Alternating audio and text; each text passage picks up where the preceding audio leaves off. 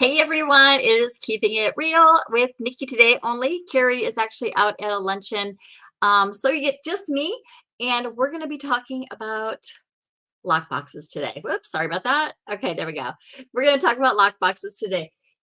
It's pretty simple what they are. I think most of you guys can probably guess if you aren't in real estate and you've never seen one before, but I bet you can guess what a lockbox is.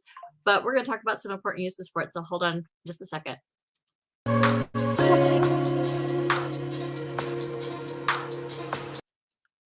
All right, so let's just dive into it.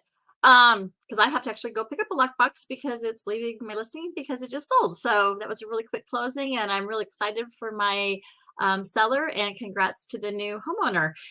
Anyway, so a lockbox. So what is a lockbox? A lockbox is obviously a box, and it holds the key to the seller's home. What's important about the lockbox, though, is it serves really two important, well, three functions. I mean, the first one obviously is holding the key, which is super important because it keeps it locked up and it's nice and safe, and so you can't get into it unless you have a app to get into it. But the thing is with in order to be a real estate person, you have to be fingerprinted and checked out every 6 years. So every 6 years, we have to get fingerprinted and make sure we're not criminals or anything, hopefully.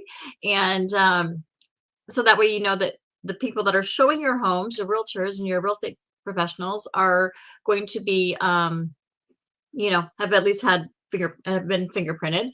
Not necessarily the people they always bring in, so you never know, but at least you've got one point person there. So it's kind of a safety feature too. So safety as in, you kind of have somewhat information about who's going into your home, who the broker is, you get that information. It also gives you what times they're there for usually. It'll give you kind of a start time and end time. So that's really important. So if there is something that happens during a showing, your broker can reach out to them and find out what happened.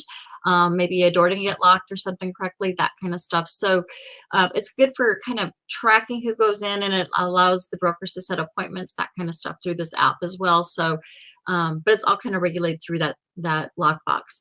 The other thing it does is when you do go through it, again, there's an app. And so the app actually requests information as far as, did your clients like the house? What was it? Did it show well?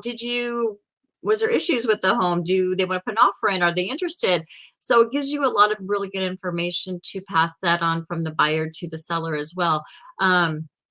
So, and buyers, it's good for you too, because if it is a home you're interested in making an offer on, it's really at that point of time when you make that decision. If you're looking at the home, you say, this is the one, your broker can actually let that listing agent know right then and there. So you guys, that's really all I have for you today. Back in my old hometown, where I grew up in Nebraska, they did have some pretty serious flooding there. There's a whole community there that's been completely wiped out by the Missouri River, and it's just kind of a mess right now. So keep those people in your prayers, and if you can donate, I'm sure it's always appreciated. Okay, thanks so much, and you guys, we will see you next week it'll be the 3rd, so right before the 4th of July. So get ready for those holidays, stay safe, and we'll see you next week. Thanks for joining us. Have a great day. Bye. Bye.